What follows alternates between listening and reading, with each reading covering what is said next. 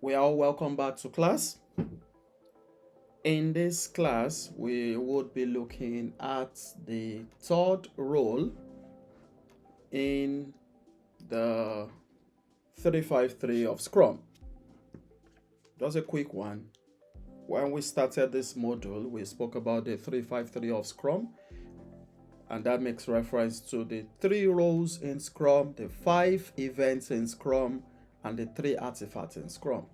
So in previous classes, we've looked at the first 2 of the first 3 of the 353 of Scrum. The first 2 talking about the product owner and the Scrum Master. So this is the third role in Scrum, the development team, or which could also be called the developers.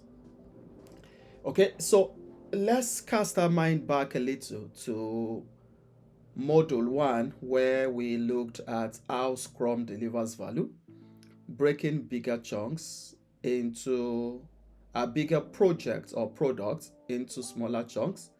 And as we said then, we'll now build a team around each of those small bits. And in Module 1, I was able to show you from a screenshot of the board. When we go later on, we would see from the board how that value is actually developed.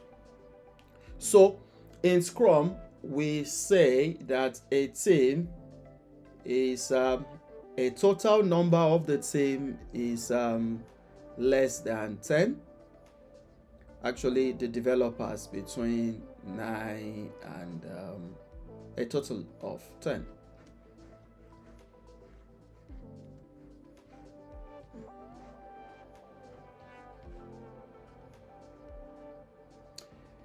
Right. So in this now, we will take some time to now look at what the development team has to offer. So each team comprising the product owner, the Scrum Master, and the developers. I said in the first class of the second module that there is no hierarchy in the 3 roles. They are all a part of one team. So, but the developers are the arm of the team doing the real work. So if we cast our minds to any project whatsoever, the arms or the artisans or the specialists carrying out the real work, those would form part of the development team.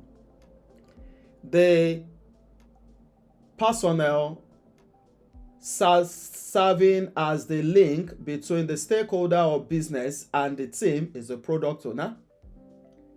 The personnel ensuring that work is delivered as expected in the ways of Scrum, ensuring that impediments are removed, blockers are removed, the team is able to deliver right value, ensuring that there is growth in the team is the Scrum Master. Now, this is now the third. Those individuals in the team that would do the actual work of development. So these are few of those important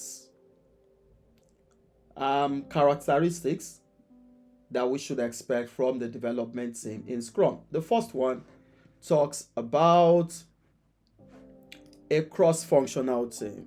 Pardon me, let me get my pen. A cross-functional team. I explained to us when we started Module 1, Class 1, when I was explaining what Scrum is, I spoke about a cross-functional team. So cross-functional, again, is where you have all the skill sets, all the specialists to deliver on a particular project or product within that team. So you do not need to go out, you do not need to reach out to someone else outside the team. that gives Scrum that speed of delivery, where all the skill sets you need um, um, is made available to you.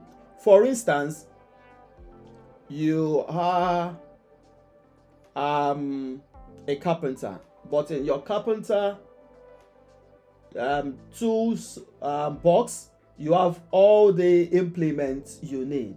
You have the hammer, you have the chisel, you have the saw, you have the ruler, you have the leveler, you have everything you need. Meaning, for any project you go to, you are not seeking someone else to borrow you or to loan you any tools. Every tool you need is kept in your toolbox. The same thing in Scrum. The developers form the creativity, the development capacity. So everything needed to develop that particular product or project is within that team. Let's cite this scenario. You are making a movie production. So when you have a cross-functional team, would be when you have your cameraman, you have your lithographer, you have your stage man, you have the makeup artist, you have the editor, you have your logistics manager. All the skill sets and technicalities or specialties you need had been formed into that team. That is what makes a cross-functional team. So please, let's put that to our minds, what a cross-functional team is, where all the skill set needed is in that team. So in Scrum, Scrum advocates for Scrum teams to be cross-functional. That is the first thing. Then moving on, a development team also is self-organizing, where they could manage themselves, they could direct themselves, they could share the workload, they could distribute the workload evenly, they could also support themselves and the rest. That is what self-organizing is about. Then of course the team is also collaborative. I'd worked with teams where we need to start the sprint planning. Everyone picks different stories. As we go further, you will understand what I make reference to as story. But just slightly, a story in development, in project development, makes reference to the task, a task that needs to be done. That is what we call story. So you may hear me mention story or user story. They both mean the same thing. I'm making reference to a particular defined task. So you will see where everyone at the beginning of a sprint picks different stories. But as time went by, one of the team member needed help. Then you see others coming around to support such a team member. So the team members are always collaborating. They're always working together. They're always delivering the right value. And they are committed and focused. Committed and focused to what? To the sprint goal. They are committed and focused to the sprint goal. I made mention in the last class that taking us a bit further, looking at the three artifacts in Scrum. That's the product backlog, the sprint backlog, then the product increment. A product backlog has a product goal. A sprint backlog has a sprint goal. So the team is committed and focused to the sprint goal. And of course, they are adaptive and flexible. Adaptive to what? Adaptive to the changing requirements. You know, when I was explaining the product owner role, I mentioned that the product owner is the the middleman between the stakeholders and the team. So there are times that the product owner would come by and say, oh, the stakeholders want something slightly different in what we are actually working on or what we're actually developing in the course of the sprint. When we go further, you will see how that could be betterly managed. So in the course of the sprint, the developers also they must be adaptive. They must be flexible. They must be able to adjust to those requirements. They must be able to embrace change and move further. And of course, they are expected to be responsible for the tasks that they're working on. And of course, the developers should be transparent also. Workflow in Scrum is transparent. Really, we make reference to working in silos as agile pattern in Scrum. And what that means, working in silos, means where all the developers, they are just doing their own things differently. Nobody knows what another is doing. Nobody has visibility of what another is doing. Nobody knows when a particular developer would complete a certain task. Such a team is working in silo. That is agile pattern in Scrum. So Scrum is big on transparency. Mind you, in the first module, we mentioned about the empiricism of Scrum, talking about the transparency, the inspection, and adaptation. And I gave us an acronym there, which I called TIA. I love to call it that way, TIA. Transparency, inspection, and adaptation. So we'll see these three empiricism coming back to us again and again. So a development team in Scrum must be transparent. Workflow must be transparent. Everybody must know what everyone is doing. When stakeholders need to look at your board, at a clear glance at your board, they should be able to know the progress of work. They should be able to know what you are doing part-time. They should be able to have an idea when each of a piece of item or task would be delivered also. So these are some of those key characteristics of a development team. Mind you, we said earlier that the development team is that third role in Scrum that does the actual work of developing, the development. They do the dirty work. So this course focuses on the Scrum Master side of Scrum. There would be another that focuses on the product owner side of Scrum for those who will be going through the product owner training. So in a nutshell, this is the third role in Scrum, the development team or the developer. Thank you. We'll see again in the next class. Oh, just before we move out of this class, let me show us this last slide before we close. Okay, a few more slides. So let's take a good look at this picture. We have a set of development team, of course, development team members. We have the sprint backlog. I made mention to the sprint backlog earlier. I need to change my pen again. Oh, one moment, please. All right. I made reference to the sprint backlog. The sprint backlog is a cut off from the product backlog. If you need to have a quick catch up, you could check module 1 again, where I explained briefly the product backlog, the sprint backlog, and under the class where we went through how Scrum works and at a glance. So the sprint backlog is the set of work the team decided to work on in a sprint. We said a sprint is a period of delivery between 1 week to 4 weeks. And I mentioned in the first module that a team decides whichever sprint duration they want to pick. And when that starts up, they don't change the duration from sprint to sprint.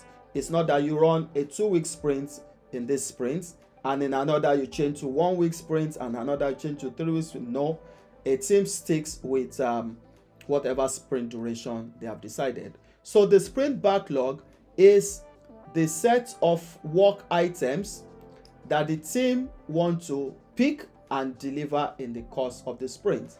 So because you have the sprint backlog going into your sprint is the duration of work. You also have the sprint goal. So the sprint goal is what you intend to achieve at the end of the sprint. That is the sprint goal. So the developers, they are working towards the sprint goal, and at the end of the sprint goal, they develop a piece of an increment, a piece of value. So when that piece joins the previous or earlier developed product or value, that becomes your incremental value also. So that's how sprint works. When we go further, you would understand what this done is.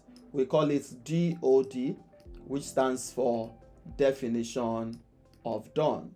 We have two definitions under this. We have the definition of done, then we have the definition of ready. When we go further into the events, we would be looking at what definition of ready and definition of done is. The last slide in this class is this. So I want us to picture this rightly in our mind. A Scrum team is between 5 and 9 members, including the Scrum Master and the Product Owner. The 5 to 9 is including the Scrum Master and the Product Owner. So you could have as much as 7 developers in a team. That is what is according to the Scrum Guide. However, when you get to the field, you could have a massive number of developers in a team. I had once worked in an organization that had up to 16 developers in a team. A friend in that same organization had a development team size of about 25, which according to Scrum, those were too large to have as members of the team. What is recommended is between 5 to 9 teams. Okay, so the last picture is telling us the focus, the clear focus of these 3 roles. The product owner always wants to build the right thing. The product owner wants to build the right thing. The development team or the developers want to build the thing right. Whatever the product owner wants to build, the developers want to build it right, while the Scrum Master wants to deliver fast. So the 3 of them come together to ensure that value is delivered. From the product owner's end, we would say that the product owner is working with the stakeholder. The stakeholder knows exactly what they want. So the product owner wants what the stakeholder wants to be built. That's what it means by building the right thing. The right thing is what the stakeholders want. That's the right thing. But to the developer, they want to build the right thing right. Meaning they want to build a qualitative product that the stakeholders want. The product owner wants to build what the stakeholders want. The developers want to build properly or build well what the product owner wants or what the stakeholders want. And the Scrum Master is working with the team that they deliver value fast, they deliver quality, they are not impacted by obstacles or challenges, and they are able to deliver what the stakeholders want in record time. So that is how the 3 roles in Scrum works. So that will be the end of this class. We will see again in the next class. Thank you.